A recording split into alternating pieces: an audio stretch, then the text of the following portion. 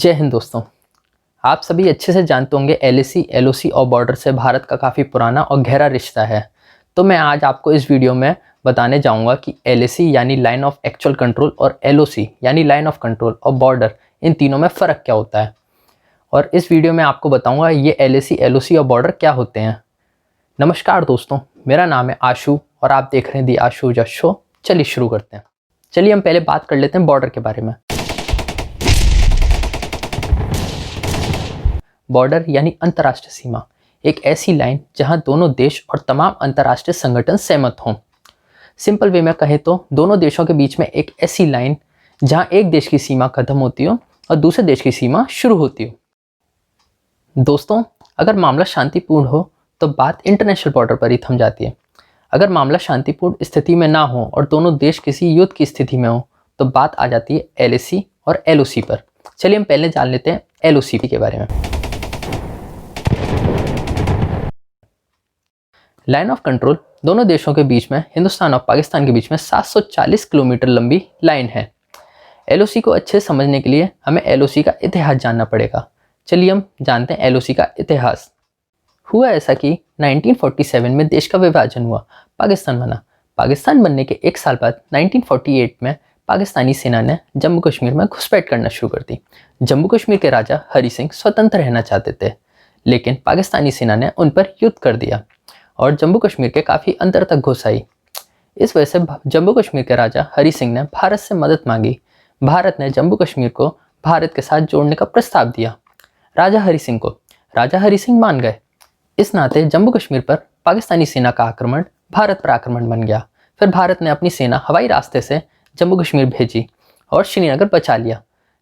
लेकिन जब तक दिसंबर की ठंड आ चुकी थी, जो कि अपने साथ बर्फबारी लाई, फिर दोनों देशों की सेनाएं आमने सामने थीं और अपनी अपनी जगह थम गईं। फिर युद्ध विराम हुआ।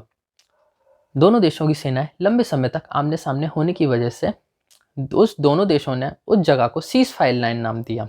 फिर 1972 के शिमला समझौते में उस सीज फायर लाइन को एलओसी कहने पर दोनों देश राजी हो गए। यही है एलओसी यानी लाइन ऑफ कंट्रोल।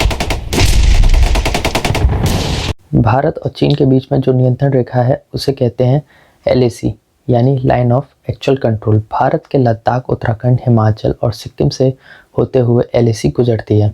एलओसी की तरह एलएसी भी दोनों देशों का बॉर्डर नहीं है। भारत और चीन के बीच में सीमा विवाद है, यानी हमारे हिसाब से सीमा कहीं और है और चीन के हिसाब से कहीं और। काराकोरम से लेकर अरुणाचल तक भारत और चीन की लाइन ऑफ एक्चुअल कंट्रोल 3 हिस्सों में बटी है। एक हिस्सा लद्दाख, हिमाचल और उत्तराखंड से लगता है, दूसरा हिस्सा सिक्किम और तीसरा अरुणाचल से। तो दोस्तों, हमें एलएसी को अच्छे से जानने के लिए हमें उसका इतिहास जानना पड़ेगा। तो दोस्तों चलिए हम जानते हैं एलएसी यानी लाइन ऑफ एक्चुअल कंट्रोल का इतिहास। हुआ ऐसा कि अंग्रेज़ों ने जो समझौते तिब्बत से किए थे उसे चीन नहीं मानता। भारत का कहना है कि अंग्रेज़ों के जाने के बाद उतना इलाका भारत कहलाता है जो ब्रिटिश राज्य अपनी सीमा में दिखाता है, लेकिन चीन के साथ सीमा को ज़मीन पर चिह्नित नहीं किया। कोई तार या की फेंसिंग या पत्थर वगैरह नहीं थे। इसलिए दोनों देशों के सेनाएं अपनी अपनी क्षमताओं से अपनी अपनी सीमाओं की निगरानी करती हैं। भारत और तिब्बत के बीच आधिकारिक रूप से सीमा तय हुई साल 1914 में। भारत में ब्रिटेन के विदेश सचिव ने कागज पर एक लकीर खींचकर एक नक्शा बनाया था। उन्हीं के नाम पर इस सीमा को मैकमोहन लाइन कहा जाता है। यह आधिकारिक रूप से भारत की सीमा रेखा है, जो कि हम भारत के नक्शे में देखते हैं, लेकिन असल में ऐसा नहीं है। हुआ ऐसा कि चीन में 1947 में चाओ की अगुवाई में क्रांति हुई, कम्युनिस्ट की सत्ता आई और इसके बाद चीन ने साम्राज्यवाद की नीति से तिब्बत पर कब्जा करना शुरू कर दिया। इस क्रांति के बाद चीन ने अपनी पॉलिसी में कई बड़े बदलाव किए। भारत चीन के बीच 1914 में जो मैकमोहन लाइन खींची थी उस पर भी चीन ने आपत्ति जताई। उस वक्त भारत देश के तत्कालीन प्रधानमंत्री जवाहरलाल नेहरू ने हिंदी चीनी भाई भाई वाले नारे से मामला दोस्ती की तरफ बढ़ाने की कोशिश की, लेकिन चीन ने धोखा दिया और 1962 में भारत पर हमला कर दिया। भारत युद्ध के लिए तैयार नहीं था और चीन के मुकाबले कमज़ोर भी था, इसीलिए भारत को बैकफुट पे आना पड़ा। इसके बाद चीन ने भारत के कुछ हिस्सों पर कब्जा कर लिया। युद्ध बंदी के बाद जिस सेना का जहां कब्जा था वही लाइन ऑफ एक्चुअल कंट्रोल यानी एलएसी हुई। मैकमोहन लाइन पीछे छूट गई और नया नाम सामने आया, यानी line of actual control, LAC। यही है LAC का पूरा इतिहास। चलिए दोस्तों, हम अब LAC यानी लाइन ऑफ एक्चुअल कंट्रोल के बारे में कुछ ऐसी बातें जानेंगे जो शायद आपको भी नहीं पता होंगी।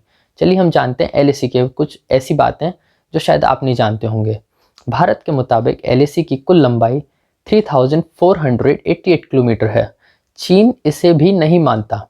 चीन कहता है LAC सिर्फ 2000 किलोमीटर लंबी है। बस इसी बात का झगड़ा है। तो दोस्तों, ऐसी ही इंटरेस्टिंग जानकारियों के लिए मेरे चैनल को लाइक, शेयर और सब्सक्राइब भी कीजिए। और हाँ, साथ ही में बेल आइकन को दबाना ना भूलिए। इससे मेरे आने वाले वीडियो की नोटिफिकेशन आपको सबसे पहले मिलेगी। चलिए दोस्तों, थैंक यू।